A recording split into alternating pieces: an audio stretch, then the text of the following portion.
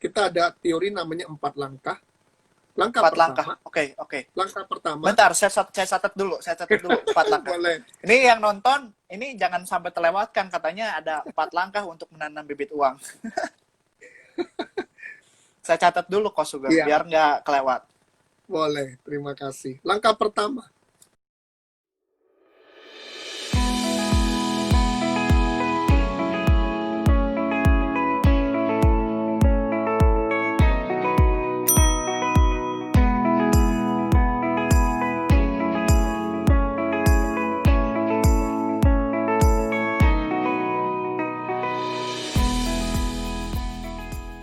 Halo, nggak Kak tahu Sugeng. kenapa putus. Halo, halo. Tadi koneksinya sepertinya kurang bagus. Jadi Oke. kita... Iya, apa sorry. kabar nih, Kak Sugeng? Baik-baik. Di sini Singapura lumayan lancar-lancar. Di Singapura ya? Kita udah mau masuk fase ketiga nih. Fase ketiga artinya tuh bakal mulai lebih dibuka lagi habis COVID. Oh, keadaannya di sana udah jauh lebih baik ya? Bagus banget. Puji Tuhan dong kalau seperti itu. Nah, Kak Iya, Sugeng nih, langsung aja nih, boleh memperkenalkan dirinya dulu. Kak Sugeng ini siapa gitu, boleh, supaya yang lain pada kenal. boleh. Selamat sore teman-teman dari Indonesia, teman dari Fingram, Iya, dari komunitas finansial ya. iya betul. Oh iya, saya dulu lahir di Indonesia, gede di Indonesia. Uh, sempat dulu lalu lulus dari UI Elektro, lalu langsung ke Singapura. Di Singapura kerja beberapa tahun. Saya juga sempat bergulat beberapa tahun di bidang asuransi juga. Iya. Ya, jadi beberapa tahun sebelum ke Jepang sih.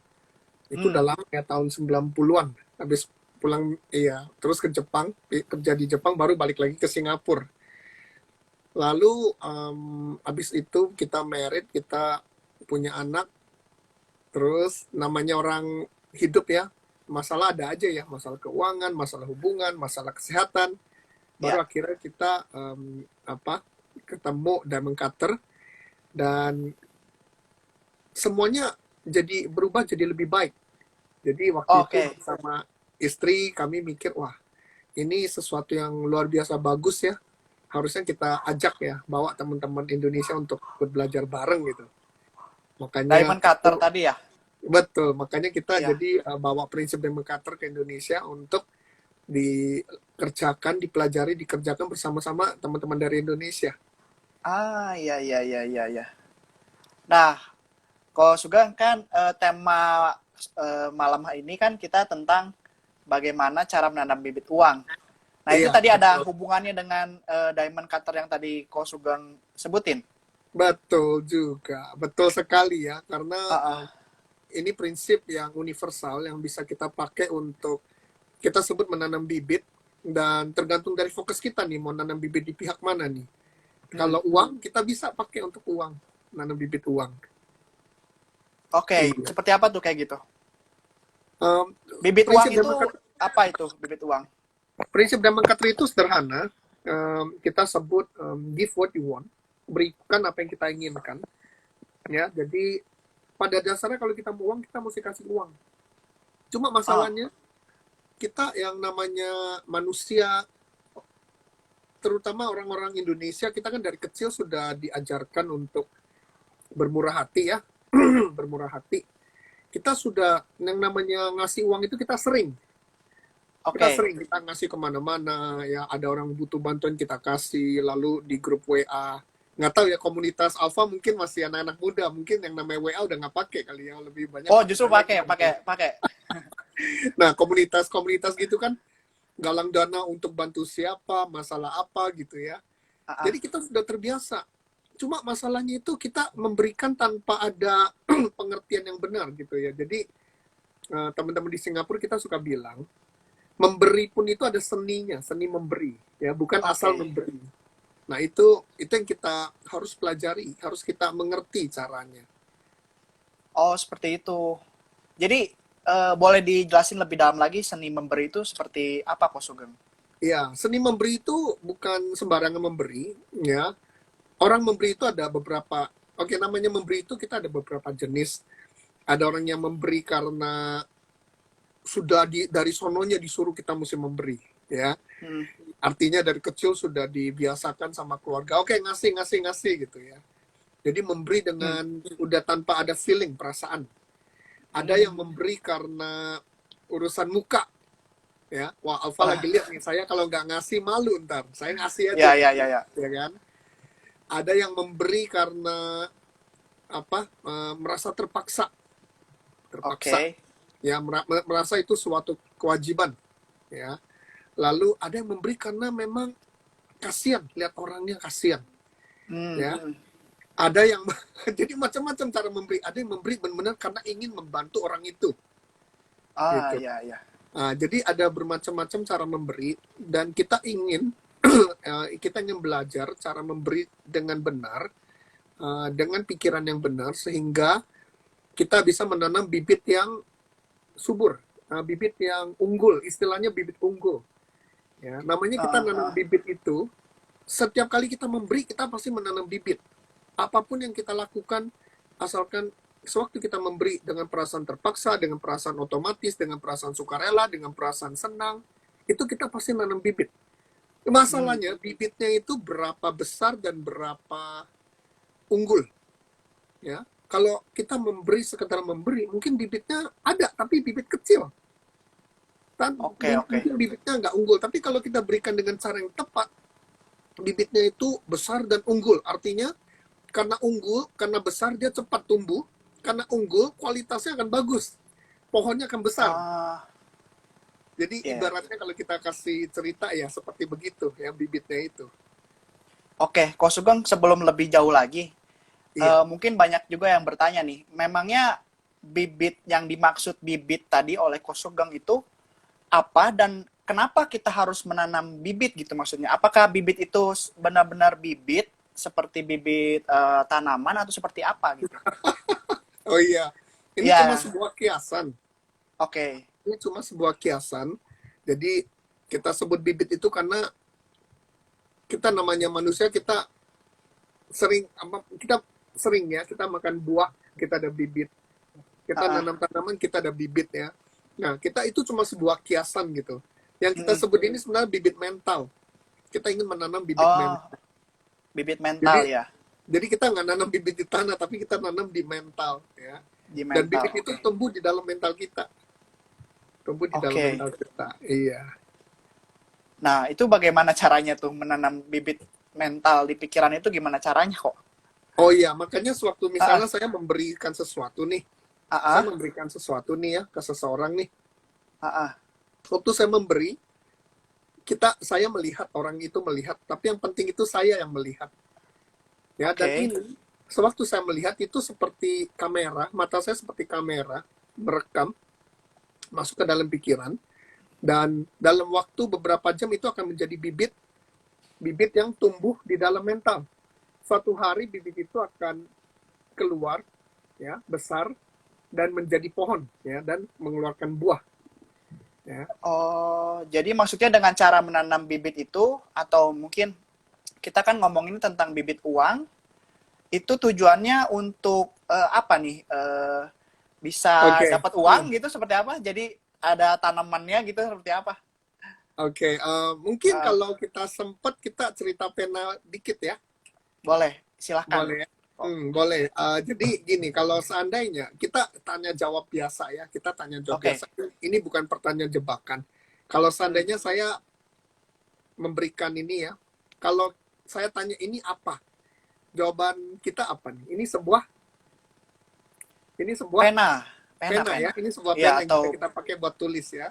oke. Lalu kalau ada seekor anjing, anak anjing masuk ya, lalu saya lambai-lambaikan di depan anak anjing itu akan menganggap ini apa? Mungkin mainan kali ya. Mainan ya, Sesuatu mainan yang digigit. yang bisa digigit ya. Ya, Jadi di sini siapa yang benar? Saya yang benar apa si anjing yang benar? mungkin dua-duanya benar ya. Dua-duanya benar ya, Iya, karena iya, iya. buat anjing ini mainan, buat kita ini pena buat nulis ya kan. Nah, Oke, oke, sekarang oke. kalau saya taruh benda ini di atas meja ya, kita semua keluar, si anjing juga keluar. Pada saat itu di dalam ruangan nggak ada anjing, nggak ada orang. Ini pena apa mainan gigitan pada saat itu? Waktu itu nggak ada orang. Nggak ada orang, Kosong nggak ada berarti ya? anjing. Iya. Berarti pada saat Eh, itu ini sebuah mungkin bukan apa-apa mungkin ya. bukan apa-apa karena nggak ada orang yang melihat dia sebagai pena, nggak ada anjing yang melihat dia sebagai mainan ya. Jadi Oke, pada saat itu karena bukan suatu apa-apa, kita sebut ini pada saat itu dia cuma sebuah potensi, potensi potensi. untuk menjadi sesuatu. Nah, kalau Oke. saya kembali ke ruangan, oh iya saya lagi ngomong setengah nih sama Alfa nih, saya kembali ke ruangan nih. Oh Waktu ya, mata saya melihat benda ini, dia akan menjadi sebuah pena. pena Waktu lagi saya, ya, ya pena. waktu saya melihat dia akan menjadi sebuah pena lagi. Tapi Ya, kalau si anjing yang masuk, dia melihat benda ini akan menjadi sebuah mainan. mainan. Ya, Nah, tapi kalau saya bareng si anjing masuk bersama, dan mata kami sama-sama melihat benda ini pada saat yang sama akan menjadi pena untuk pena saya dan mainan. Ya, dan mainan untuk si anjing. Ya. betul, betul Jadi ya. pada saat yang sama ini realitanya ada dua. Ya. Oke. Kalau begitu, kalau ini datangnya dari saya, karena waktu saya melihat dia baru menjadi pena. Hmm, Karena ini datangnya dari saya, apakah saya bisa nutup mata dan berpikir saya nggak mau pena? Karena datangnya dari saya, apakah saya bisa kontrol gitu? Saya mau sesuatu yang lain. Ya, jadi hmm. kita suka ngetes. Oke, kita tutup mata, kita coba bayangin ya dengan kita pakai ilmu yang sudah kita pelajari, kita undang, kita tarik dari alam semesta. Kita Aha, tarik, kita pakai pikiran positif, kita pakai macam-macam gitu ya. Kita aha. mau dia mungkin sebuah berlian. Kita pikir, Hmm. oke, saya tarik dari alam semesta, kita sebut apa? Manifestasikan berlian di depan mata. Berlian, Ah, berlian, berlian. Ternyata dia masih pena. iya Ya, dong. berarti berarti Iya. menurut teori Damon Carter, walaupun ini datangnya dari kita, tapi pada Oke. saat sekarang kita melihat dia, bibit kita itu yang ada di dalam pikiran kita yang ada cuma bibit pena. Jadi waktu saya melihat benda ini, bibit penanya itu keluar dalam bentuk seperti gambar kecil, gambar pena kecil Hmm. yang proyeksi ke benda ini dan membuat saya melihat dia sebagai pena, memaksa saya melihat dia sebagai sebuah pena. Hmm. Jadi itu teorinya. Jadi Oke, oke. walaupun bibit datangnya dari saya, ya, tapi saat ini saya cuma punya bibit pena, saya nggak punya bibit berlian. Oke. Nah, ini apa? Pena ini di sini melambangkan segala sesuatu yang kita inginkan, segala potensi yang kita inginkan. Kalau kita mau uang, Hmm. ya, pena ini juga melambangkan uang. Kita mesti punya bibit uang sehingga kita bisa melihat uang datang ke kita. Ya. Oke, Kita oke, mesti oke. punya bibit uang supaya kita baru bisa melihat pena datang ke kita. Nah, Hmm. pertanyaannya bagaimana kita menanam bibit uang? Ya, itu yang semua. Bagaimana So, kita menanam bibit uang? betul, betul ya. Itu yang dipertanyakan, Ko Sugeng. Ya. Nah, kita udah mengerti cerita pena. Ya, kita Oke, tahu pena ini datangnya dari bibit pena di dalam pikiran kita. pikiran. Sekarang untuk melihat uang muncul di depan kita, kita mesti punya bibit uang yang membuat kita melihat uang muncul. Ya, saya pakai uang Singapura. Ya, Oke. jadi untuk bisa melihat uang, saya mesti punya bibit uang sehingga saya bisa melihat uang ada di depan saya. Hmm. Gimana cara kita nanamnya? Sederhana sekali. Kita ada teori namanya 4 langkah.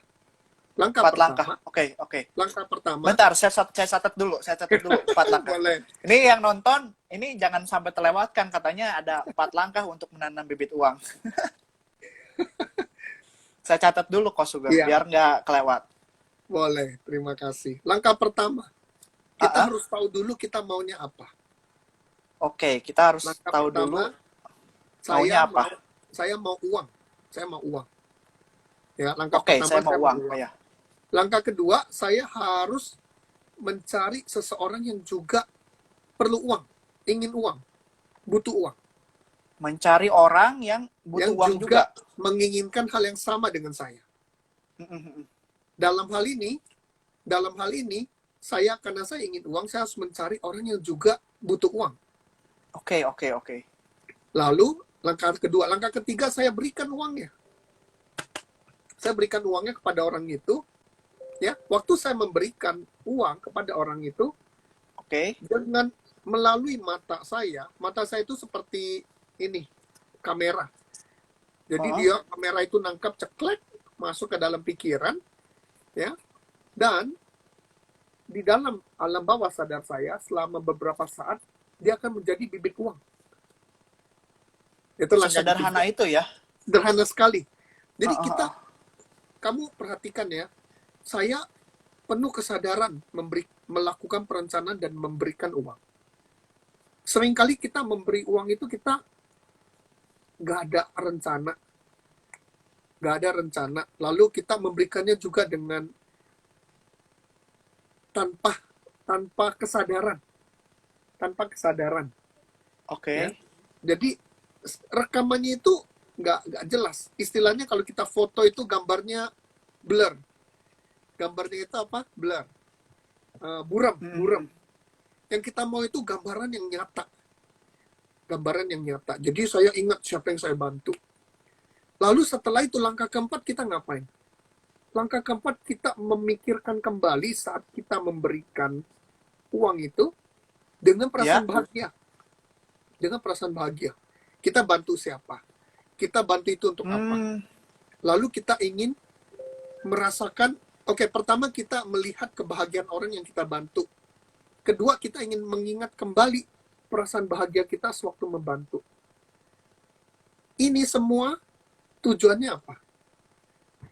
Ini semua tujuannya supaya bibit yang sudah kita tanam itu akan cepat tumbuh dan terbuka. Karena sewaktu kita merasa bahagia atas apa yang sudah kita lakukan, ibaratnya itu bibit di dalam tanah, kita kasih pupuk, kita kasih air, kita kasih matahari, kita jaga. Supaya bibitnya cepat tumbuh. Ini video saya rusak kayaknya ya. Iya, kayaknya nggak kelihatan gambar kamu. Waduh, bahaya. Ini kenapa ya?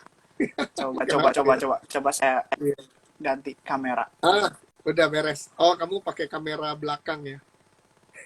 Ya, tapi saya nggak bisa lihat nih. Gimana dong? Gimana ya? Sebentar, saya coba dulu. Oh, udah beres. Error. Oke, tadi sampai perasaan. Oh iya, berarti yang diingat itu tadi perlakuan kita memberinya atau perasaannya tadi maksudnya? Dari awal. Dari seluruh proses itu kalau bisa kita ingat. Jadi dari mulai perencanaan. Sampai sewaktu memberi, reaksi dari orang yang menerima, dan perasaan kita waktu memberinya. Itu semua sebaiknya kita ingat kembali dengan perasaan senang.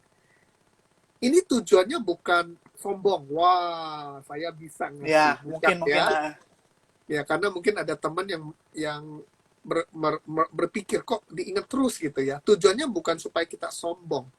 Ya. Tujuannya itu supaya kita mengerti bahwa tujuannya itu kita mesti mengerti bahwa untuk bisa mendapatkan uang itu kita harus membantu orang lain. Ya. Jadi, untuk mendapatkan uang kita harus membantu orang lain ya. Betul. Jadi pertama kita nggak mau punya perasaan sombong. Kedua, kita harus mengerti kembali ke prinsip give what you want, berikan apa yang kita inginkan. Kalau saya ingin uang, saya harus memberikan uang. Kalau saya ingin kebahagiaan, saya harus membuat orang lain bahagia. Kalau saya ingin sukses, saya harus membantu orang lain sukses. Gitu. Ya, jadi ini prinsip give what you want ini menurut saya sesuatu yang fundamental sekali, yang kalau bisa kita terapkan dalam hidup, terutama waktu kita ingin nanam bibit uang, itu akan berguna sekali. Ya. Oh, berarti kalau keluar dari obrolan tentang uang sedikit, berarti menanam bibit ini bisa segalanya dong, nggak harus uang berarti ya? Bisa segalanya. Hubungan, Eh, kita juga bisa hubungan, hubungan. Kesehatan juga bisa. kesehatan. Oh. Ketenangan batin, ya ketenangan batin kita juga bisa ya. Ya, jadi uh, dalam perilaku kita sehari-hari, kalau kita ingat ini terus, kita Hmm. akan bisa menanam banyak sekali bibit yang luar biasa. Hmm. Buat teman-teman, ini komunitas finansial. Ini apa? Asuransi semua atau ada yang Enggak, kita campuran. Kok Sugeng campuran ada ya? yang asuransi, ada yang personal finance, ada yang di saham, Oh, macam-macam oke. kita komunitasnya gitu. Oke. Buat Uh, yang saya sering membimbing teman-teman asuransi juga ya, yang dari uh, Singapura, Malaysia. Oke. Um, Mereka seringkali Indonesia juga ya, kita juga ada ya Indonesia, teman-teman Indonesia, komunitas finansial juga.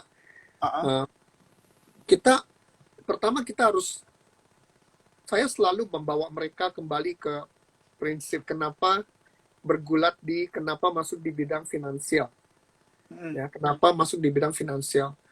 Uh, kita mengerti tentu saja, buat kalian yang di asuransi, kalian mengerti kenapa kalian mau jualan asuransi ya kan, karena untuk uh, membuat ingin apa kita sebut menciptakan suatu perlindungan, safety net gitu ya, Ya, ya, perlindungan perlindungan, kalau ada perlindungan kejadian, finansial ya. betul, kalau ada kejadian yang tidak kita terduga ya, Mm-mm, perlindungan betul. secara finansial dalam segala hal, untuk kesehatan, untuk apa, properti juga kan, perlindungan properti Ya, ya kan, aset, perlindungan aset, aset ya, perlindungan income. income, betul. Nah Ya, itu kita harus selalu pertama saya selalu memberitahu mereka, kalian harus memikirkan tujuan ini dulu, jangan pikirin komisinya dulu. oke. Ya, saya selalu bilang, kalian harus pikirkan tujuannya dulu ya. Kadang-kadang jangan paksa, kalau mereka menurut kita mereka itu nggak perlu. Contohnya ya, oke. kalau saya nih, kalau saya apa, saya pakai contoh saya dalam bidang pendidikan kan, kami bergerak di bidang pendidikan nih. Kami Oke. ada workshop, kami ada intensif, kami ada macam-macam ya. Mm-mm. Saya kalau lihat teman-teman ngajakin, teman-teman selalu bilang, mesti ikut lo, ini bagus sekali. Kalau enggak bakal nyesel, kenapa ya kan? Saya selalu Oke. bilang, kita anjurkan, kita bilang ini sesuatu yang bagus, ini sesuatu yang akan bisa membantu. Seandainya, saya selalu pakai cara lebih halus lah ya. Saya bilang, seandainya kalau ingin lebih maju lagi, seandainya kalau punya kemampuan, seandainya kalau punya waktu, akan sangat berguna sekali kalau seandainya bisa ikut gitu ya. Jadi kalau kita terapkan Ya. dalam bidang asuransi, saya sarankan kita pakai nada yang lebih mengundang daripada memaksa. Ya, saya akan menjelaskan, kalau saya melakukan asuransi lagi, saya akan melakukan cara-cara yang lebih ini apa, lebih mengundang. Saya akan menjelaskan produk yang saya punya, ya, paket yang saya punya, lalu saya akan memberikan, saya akan mengundang ya, ini akan berguna sekali untuk Anda kalau sekiranya Anda bersedia untuk uh, apa masuk ya, beli ya polisinya, dan Mm. seandainya punya kemampuan, karena asuransi itu komitmen jangka panjang biasanya. Nggak Mm-mm. cuma asuransi investment kebanyakan jangka panjang ya. Tapi Ya, mungkin ada betul. teman yang tapi kalau scalper lain lagi ya. Scalper itu jangka pendek, masuk keluar. Tapi kita ngomong untuk Trader yang ya. trader, scalper ya. Scalper lebih serem lagi ya, scalper. Cepet banget keluar masuknya. Nah, Bandar itu. bandar. Nah, kalau kita punya, ini kan komitmen jangka panjang, harus dipikirkan. Harus dipikirkan. Jangan cuma dipikirin komisi tahun pertama doang. Ini komitmen Ya, jangka ya. panjang. Seandainya ingin apa, perlindungannya lebih baik, kalau seandainya punya kemampuan untuk dijaga komitmen ini, alangkah baiknya kalau masuk ke dalam asuransi ini gitu. lalu Ah, ah, ah. lalu pada saat yang sama ya, Alfa mau tahu nggak lebih banyak lagi gimana cara kita nanam bibit pada saat yang sama? Gimana, gimana, gimana? Contohnya nih, contohnya saya asuransi nih, Alfa klien saya nih, Oke. calon calon nasabah nih. Kan saya Mm-mm. udah jelasin nih produk saya nih ya. Ini Mm-mm. untuk apa, perlindungan untuk kesehatan, untuk jiwa, untuk Mm-mm. aset, untuk income ya kan. Ini akan Mm-mm. bagus sekali Alfa ya. Alfa mungkin tertarik nih. Tapi ini komitmen jangka panjang Alfa ya. Jangan lupa loh, ini bukan cuma 1-2 tahun, ini mungkin 20 tahun, 30 tahun ya. Oke. Tergantung paketnya sih ya. Mm-mm. Nah, oke, jadi saya benar-benar sebagai teman, saya benar-benar berharap Alfa masuk. Karena ini akan bagus untuk ini. Nggak cuma Alfa sendiri, untuk nanti untuk keluarga, untuk anak, yang akan bisa punya sebuah jaminan. Dengan punya jaminan itu, Alfa akan bisa bekerja dengan lebih tenang, ya kan? Ya. Nah, lalu ya, contohnya Alfa masuk nih. Ah, ah. Lalu saya gimana nanam bibit supaya saya tetap bisa punya apa, komisi-komisi lagi yang masuk. Dan mungkin saya juga tawarin di dalam produknya yang saya tawarkan ke Alfa itu juga ada investmentnya juga gitu loh ya. Mm-mm. Ada returnnya. Gimana Mm-mm. saya bisa membuat supaya returnnya Alfa itu juga bagus. Ya, karena kita Oke. kadang-kadang untuk orang yang jualan contoh investment link ya, untuk investasi ya, kita kan Ah, ah. kita kan ingin klien kita juga dapat return yang bagus, Mm-mm. ya kan? Nah, di sini saya akan, setelah saya close dealnya sama Alfa, saya kan dapat komisi nih dari perusahaan nih. Saya akan ambil mungkin 10% dari komisi saya cari lahan subur, saya sumbangkan. Sumbangkan atas nama Alfa. Atas nama Alfa. Oke. Ya, jadi contohnya saya Memberi cari, itu tadi ya, memberi.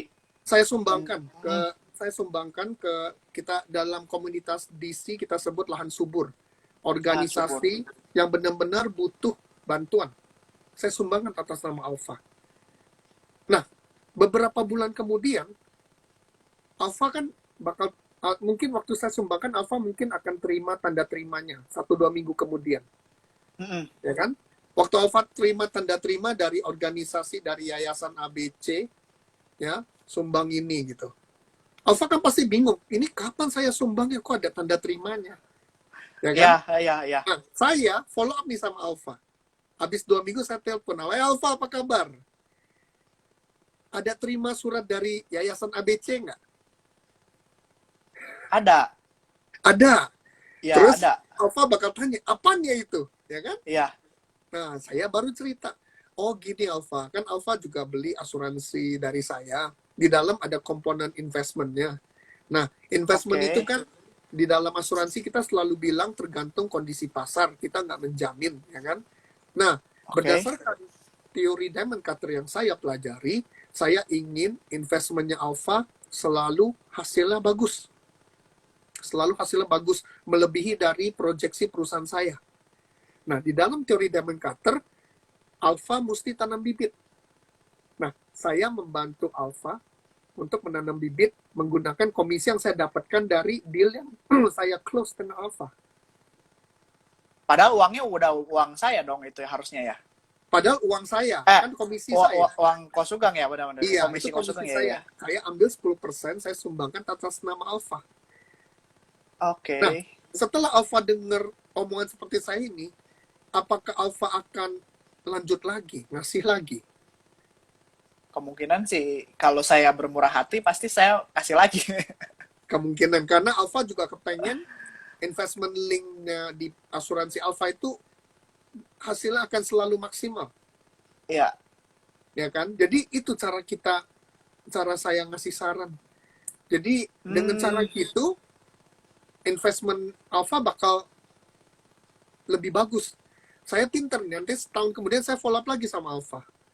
Alfa gimana asuransinya? Saya lihat di laporan, investmentnya Alfa naik nih, ya kan? Nah, naik. Kebetulan kita ada produk baru lagi. Alfa mau masuk lagi nggak? Gitu. Jadi, lihat nih, ini baru sama Alfa satu orang, ya kan? Hmm. Nah, saya kan klientel saya kan akan nambah nih. Setiap kali ada klien baru, setiap kali saya ada close deal, saya lakukan terus.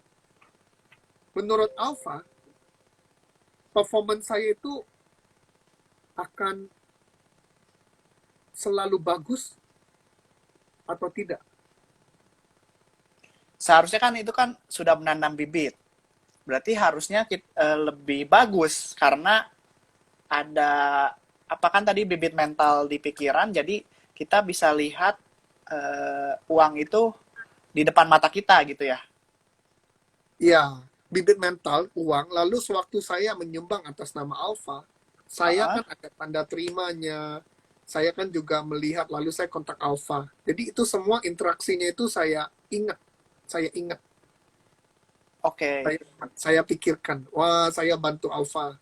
Saya bantu Alpha Mhm. dengan bibit supaya investasi Alpha naik terus, nambah terus. Hmm. Gitu. Jadi menurut menurut Alpha biasanya kalau kita melakukan apa investasi gitu, udah deal close, udah kan kita stop, kita cari lagi klien baru kan. Tapi kalau Iya. kita lakukan begitu, pertama saya jaga komunikasi dengan Alpha. Kedua, dengan cara ini kemungkinan mendapatkan hasil yang lebih bagus itu akan lebih tinggi. Oke. Waktu saya kasih lihat Alpha laporan ini, investasinya lebih tinggi, lebih seneng mana? Investasi yang naik atau tetap atau seperti yang lain? Mungkin Yang dibanding dengan naik dong. agen lain, saya rasa Alpha akan lebih senang kalau saya kasih update dan tiap kali update nambah investasinya, ya kan? Iya, pasti dong. Iya. Iya. Dan pelan-pelan, pelan-pelan kalau saya lakukan terus ya, Alpha merasa nggak terdorong untuk nyumbang terus ke untuk menjadi lebih bermurah hati. Kalau saya orang yang murah hati, saya pasti mau nambah terus sih kok. Dan Iya. ini impactnya nggak cuma ke ini loh, nggak cuma ke bisnis kita sendiri loh, Oke. ya kan? Ini impactnya nggak cuma ke bisnis sendiri, ini impactnya ke setiap kali kita memberi, ya.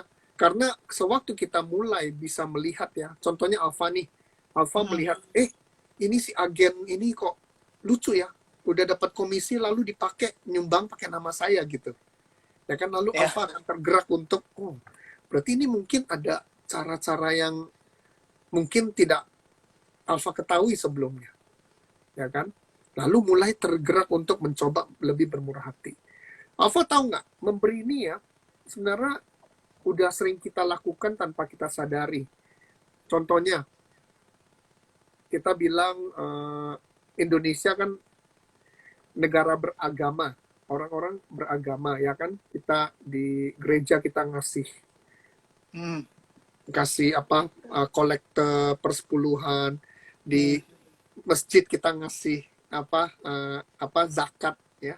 Hmm. Itu semua ya kalau kita lakukan dengan pikiran yang senang, kita Yang lakukan sadar kalau ya. dengan kita sadari ya, kita akan menanam bibit yang luar biasa sekali.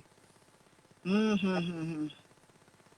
Termasuk kita kasih orang tua, kita dukung orang tua. Itu nanam bibit yang luar biasa sekali, membuat kita akan selalu punya keuangan yang cukup.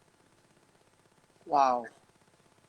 Makanya saya Itu suka bilang, dalam. Hmm. makanya saya suka bilang orang yang masih tinggal sama orang tua atau mertua, Hmm. yang penting kita jaga keuangan mereka berkecukupan, usaha kita, bisnis kita, uangnya pasti lancar terus.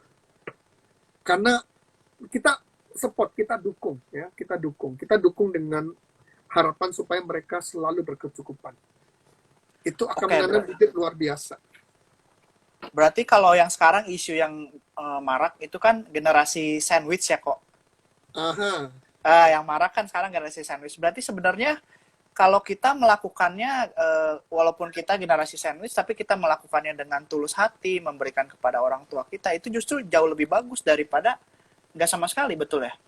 iya, generasi sandwich tuh kebanyakan mereka lebih fokus ke bawah. Mereka lupa Hmm. atas. Mereka pikir, iya, kewajiban kita jaga anak. Lupa yang atas.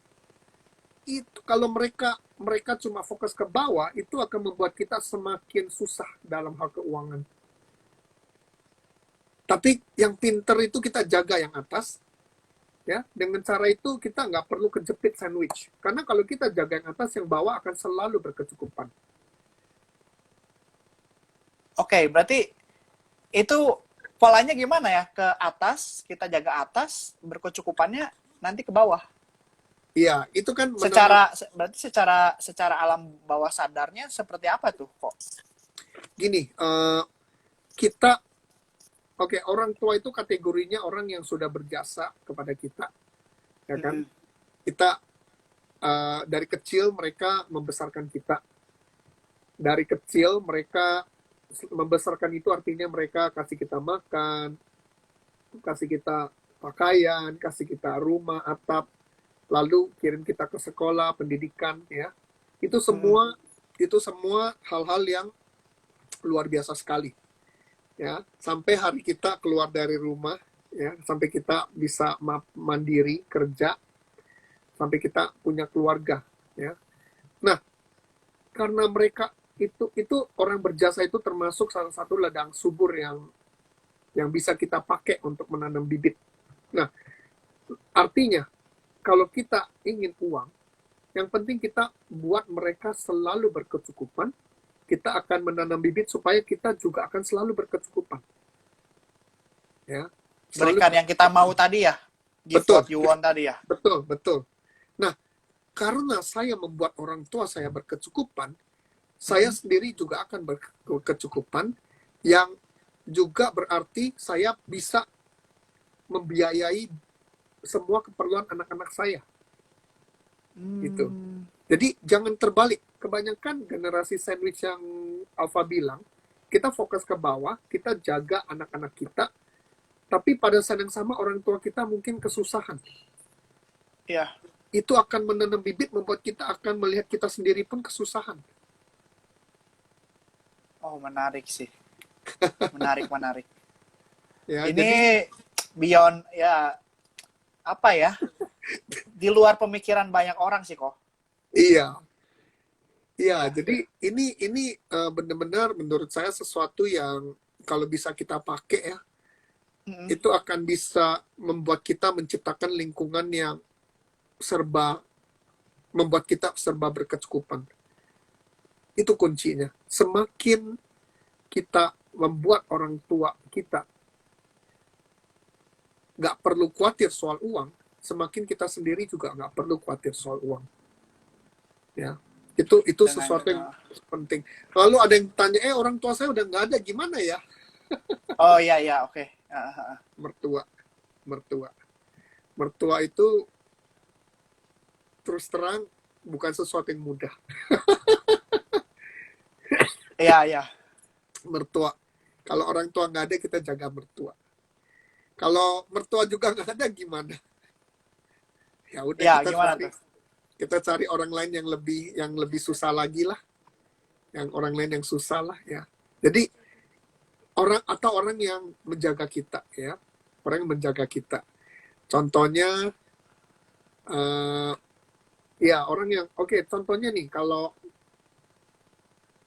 udah punya keluarga, orang yang bantu jagain keluarga kita, biasanya siapa? Kalau kita lagi sibuk, kalau lagi sibuk mungkin kalau ada neni kali, neni, atau bantu mungkin tetangga atau saudara, ya. Itu mereka termasuk orang-orang yang berjasa kepada kita juga. Kita perlakukan dengan baik. Yang jelas orang-orang yang berjasa kepada kita, mereka itu akan menjadi lahan subur kita. Jadi kalau kita perlakukan mereka dengan baik, yang paling penting itu kita harus membuat mereka tidak punya kekhawatiran atas keuangan mereka. Ya. Oke. Kalau kita membuat mereka nggak khawatir tentang uang, kita akan menanam bibit sehingga kita pun nggak usah khawatir tentang uang. Artinya bisnis kita itu akan selalu memberikan kita keuangan. Ya. Ini saya lihat ada pertanyaan. Ada nih pertanyaan. CSR. Dari uang sehat. Ya, saya lihat tentang CSR. Ini sesuatu yang bagus, ya. CSR itu suatu program yang luar biasa. Menurut saya sebaiknya kita kerjakan. Tapi sewaktu mengerjakannya kita harus melakukannya dengan penuh kesadaran dan kesenangan hati. Oke. Kadang-kadang saya melihat perusahaan ada yang melakukan CSR itu karena terpaksa, karena hukum Indonesia hukumnya wajib nggak sih CSR, saya nggak tahu. Saya juga kurang tahu, tapi sepertinya wajib. Oke. Kebanyakan orang karena menganggap itu sesuatu yang wajib, mereka melakukannya dengan keterpaksaan, ketidaksenangan hati, seperti kita bayar pajak, ini hukum nih, nggak bayar melanggar hukum, ya sudah bayar, terpaksa bayarnya.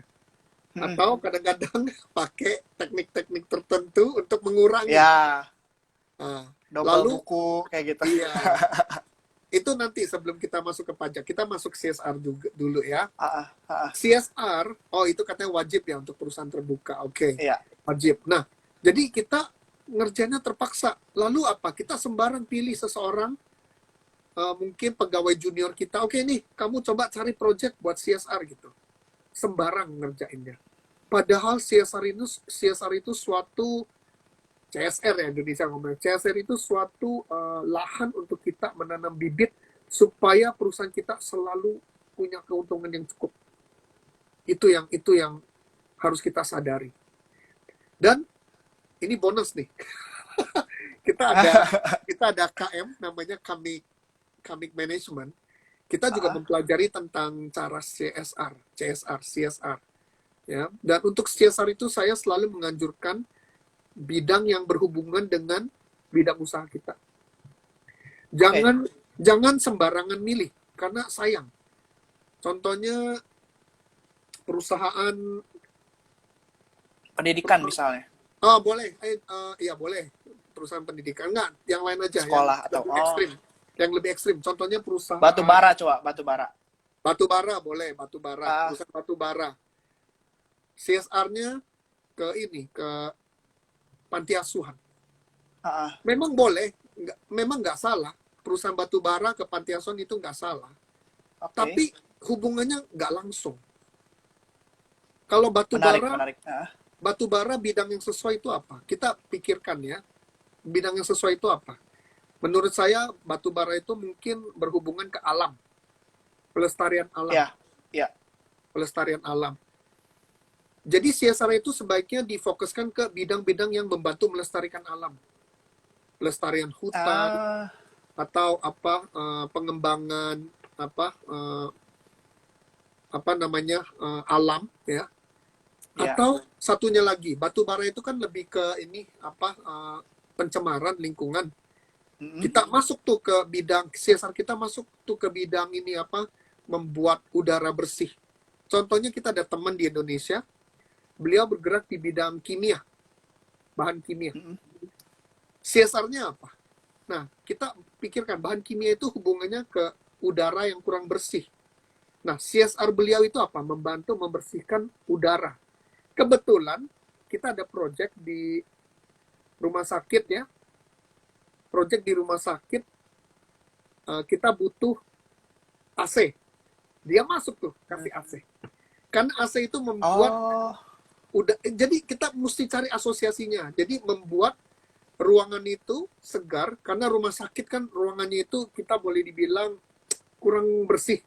Jadi AC itu membantu membersihkan udara di dalam ruangan dan juga memberikan kenyamanan kepada orang-orang di dalam ruangan. Jadi gitu cara kita CSR. Menurut saya itu yang lebih sesuai. Nah, kalau pendidikan tentu boleh kita ke panti asuhan karena pendidikan hubungannya dengan anak-anak. Boleh. Anak-anak. Ya? Boleh ya. Jadi bilang UNICEF. Ya, CSR itu lebih berhubungan dengan bidang usaha kita, itu lebih UNICEF ya, iya. Itu kalau bisa berhubungan dengan bidang kita sehingga kita itu akan memberikan kontribusi kepada penanaman bibit perusahaan. Ingat, tanam bibit itu ada, kita harus pribadi, pada saat yang sama kita kalau punya perusahaan kita juga lakukan untuk perusahaan. Contohnya Alfa nih, Alfa asuransi personal, pada saat yang sama Alfa mungkin punya agency. Nah, nanam bibit itu memang personal perlu, pada saat yang sama agensi Alfa juga mesti nanam bibit. Sehingga yang dapat uang itu nggak cuma Alfa sendiri, agensinya juga dapat uang. Ada orang bilang, saya selalu nyumbang kok atas nama pribadi, tapi atas nama PT saya enggak. Nah, itu masalah di sana. Pribadi Oke. kita mau, PT pun kita juga mau. Bahwa Kalau kita tadi agensi cocoknya ke mana tuh, Ko Sugeng? kita melihat dulu nih, fokusnya di mana. Ya, tergantung Alfa nih, fokusnya di mana. Kalau Alfa, Eh, asuransinya tergantung apa? Jiwa, atau aset, atau kesehatan. Ya kan, kalau kesehatan mungkin fokusnya ke rumah sakit, kesehatan apa proyek-proyek kesehatan gitu. Tapi ah, ah, kalau ah, ah. aset aset mungkin perlindungan rumah, perlindungan mobil gitu. Nah, bantu proyek-proyek pembangunan. Ya, Pembangunan iya. pemerintah ya. Boleh juga kayak contohnya kita ada teman di Vietnam ya. Di Vietnam Ah, ah. mereka itu orang-orangnya miskin-miskin. Orang miskinnya miskin banget ya. Mereka ada Mhm. yang hidup cuma di gang dua rumah, di gang sempit, kasih atap sendiri gitu. Jadi mereka proyek pembangunan rumah. Nah, kalau misalnya agensinya Alfa Properti. di bidang properti, kita bantu di sana orang Ah, berumah. Jadi tergantung ya. Atau kalau contohnya aset ini untuk asuransi mobil, kita bantu pengadaan transportasi untuk tempat-tempat terpencil contohnya, atau pembangunan jalan, ya kan. Jadi itu cara kita mencari korelasinya. oke oke. Berarti kalau misalnya Fingram ini sendiri kan, Ko Sugeng dia tujuannya mau meningkatkan literasi keuangan di Indonesia. Mau ngalahin Literasi. Singapura nih ceritanya. Iya, keren. Keren, Nah, keren. berarti CSR-nya lebih cocoknya ke pendidikan juga berarti ya? Betul, pendidikan tentang ini, tentang apa, pendidikan tentang keuangan. Cara Ah, cara mengelola keuangan yang lebih baik. Bahkan Presiden Carter pun boleh diajarkan untuk menanam bibit uang, lebih bermurah hati. Karena oh, itu yang menjamin bahwa kita akan selalu berkecukupan dalam hal keuangan, ya. oke oke Karena oke. satu hal lagi yang saya rasakan penting sekali adalah kalian sebagai praktisi ini finansial, ya, kalian di Fingram ini sebagai praktisi finansial, kalian sendiri harus berkecukupan secara finansial dan bersih, beretika secara finansial. Artinya kalian harus menjaga etika yang bersih. Ya, Nah, setuju artinya setuju. melakukan sesuatu itu harus yang terang, jangan yang gelap. Karena kalian praktisi finansial, kalian harus menjadi role model. Role model Indonesianya apa? Contoh hidup. Harus menjadi panutan hidup, role model, panutan hidup ya. Jangan kalian Ya, praktisi finansial malah memberikan contoh-contoh yang salah. Oke. Okay? ya ya Itu ya. kuncinya supaya Fingram ini akan berhasil dan sukses. Itu ada yang nanya tuh, Ko Sugeng sumbang buku keuangan ke sekolah terpencil bisa? Bisa kan hubungannya keuangan, Ah, pendidikan. Karena kalian tentang literasi ini finansial itu cocok sekali. Cocok sekali. Mungkin kalau bisa kalian kirim orang ke sono ngasih sedikit wah. kayak iya Nah, mungkin ya nanti boleh mungkin nih Bro Hengki ke sekolah terpencil nanti mengajarkan literasi finansial ya. sekarang pakai Zoom pakai gini kan Oh iya, gampang betul sekali. juga. Sekarang lebih mudah ya. Kan nggak usah terbang. Gara-gara COVID nih kita jadi semua serba internet, serba enak, terjangkau sekarang. Iya, iya, betul, betul, betul. Tapi masalahnya yang di terpencil gitu bisa nggak pakainya ya? Kita bantu secara Kita infrastruktur. bantu ya Iya. infrastrukturnya. Itu Nah, banyak cara-caranya. Iya. oke, mungkin banyak pertanyaan yang muncul nih, Ko Sugeng. Kalau misalnya kita kan, tadi kan kuncinya kita harus memberikan dulu apa yang kita mau nih. Iya. Tapi kan mungkin ada orang berpikir kalau kita memberi tapi kita pengen sesuatu kembali lagi kepada kita, apakah itu sebetulnya pamrih atau gimana nih menurut Ko Sugeng? Pertanyaan yang bagus sekali. Oke, Ha, sekarang definisi pamrih itu apa? Ya, definisi pamrih itu apa ya? Kita selalu merasa pamrih itu sesuatu yang negatif. Pamrih itu negatif kalau kita punya perasaan sombong. Dengarkan baik-baik ya. Pamrih itu sesuatu yang negatif kalau kita sombong. Saya nih bisa ngasih. Nah, itu sombong namanya. Mm-mm. Tapi kalau kita pamrih karena kita ingin win-win, win-win artinya win-win. Contohnya nih, saya contoh hari ini saya punya 10 juta. Mm-mm. Ya. Terus saya punya 10 juta, tiba-tiba besok si A datang. Kok Sugeng, saya butuh uang nih, 10 juta nih. Pinjem dong, minta dong. Ya, minta dong, saya kasih 10 juta. Saya punya 10 juta, saya kasih 10 juta. Tanpa pamrih, tanpa intensi, tanpa pikiran, tanpa perencanaan, tanpa perasaan senang. Mungkin Mm-mm. nggak senang malah. Ya. Asam lagi zaman gitu minta duit lagi. Tapi malu nih gue di depan Alfa, masa dia minta gue nggak ngasih. Kasih. Mm-mm. Terasa dongkol. Ngasih. Udah tanpa pamrih. Besok si B datang lagi mau pinjam. Kok Sugeng, saya pinjam duit dong. Saya masih punya duit nggak? Udah nggak ada. Nggak ada. Tapi kalau Ah, si A saya ngasih dengan yang tadi saya ceritakan 4 step, 4 langkah. ah, Saya ah. ngasih 4 langkah. Mungkin ya, bulan depan saya akan dapat bunga bibit yang tertanam mungkin terbuka bulan depan atau 2 bulan kemudian. Saya mungkin dapat lebih dari 10 juta. Lewat berbagai cara. Oke, karena bibit itu akan terbuka dengan berbagai cara. Nggak bakal dari si A, mungkin dari orang-orang lain. Kalau saya berikan dengan 4 langkah, lalu saya dapat duit, mungkin dia kembali, nggak usah banyak-banyak lah, 20 lah. Tahu-tahu 2 bulan kemudian ada si C datang, mau minta lagi. Saya bisa ngasih nggak? Bisa. Bisa, iya. Lalu si D datang Oh, lagi iya, minta, iya, saya iya, bisa iya, iya. ngasih lagi. Jadi, artinya, kalau saya lakukan, ya, dengan intensi win-win. Win-win artinya orang yang minta dia menang, saya dengan 4 langkah saya juga menang karena saya dapat kembali. Saya bisa selalu membantu orang. Ah, iya, iya, iya, Dibandingkan iya.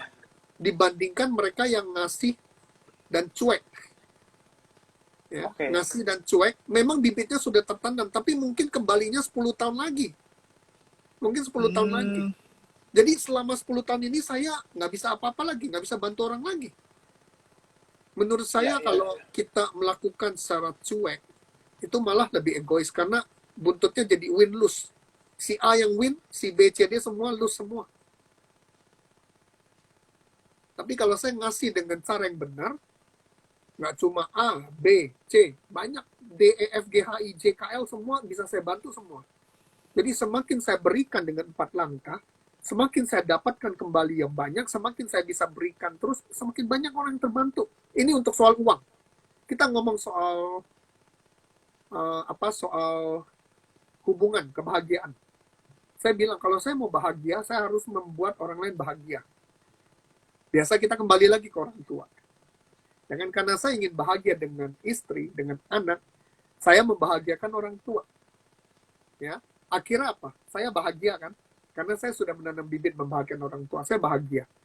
Pada saat yang sama orang tua saya bahagia nggak melihat saya membahagiakan mereka? bahagia. Bahagia. Jadi win-win. Iya. Buntut itu win-win. Buntutnya itu Ah, win-win. Jadi di dalam hal menanam bibit ini memang orang kalau yang belum mengerti, mereka akan mengira ini sesuatu pamrih yang negatif. Tapi kalau kita bisa melihat uh, lebih jauh ke depan, ya kita akan melihat ini sesuatu yang win-win. Semua menang. Contohnya saya nyumbang nih ke seseorang nih, ke organisasi tertentu. Contohnya kita ngomong tentangnya tadi siapa tuh? Bro siapa namanya yang ngasih sumbangan buku keuangan Hengki, ke Hengki. sekolah terpencil, Ah, ya. ah. Kalau kita sembarang ngasihnya, CSR kita sembarang ngasihnya, itu tempat terpencil itu mungkin nggak punya kesempatan belajar tentang finansial yang akan membantu mereka lebih maju. Mungkin mereka akan selamanya terpencil, mereka nggak bisa maju. Tapi dengan intensi kita, perencanaan yang matang, kita bantu mereka, ya kan? Kita memang nanam bibit supaya organisasi kita semakin finansialnya semakin maju, tapi karena Mm-mm. perencanaan kita yang teratur, kita membantu orang lain juga maju finansialnya secara literasi. Jadi win-win, buntutnya win-win semua. Jadi dalam hal ini Oke. tidak ada yang dirugikan.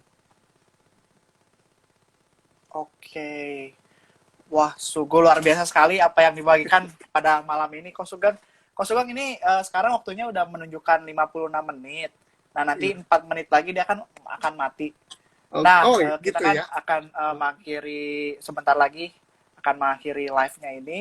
Nah, ada closing statement nggak nih dari Ko Sugeng? Jadi tips-tips yang mudah dilakukan untuk orang-orang yang baru mau mulai mencoba menanam bibit mungkin ya, bibit uang supaya supaya dia bisa mencapai kebebasan finansial gitu.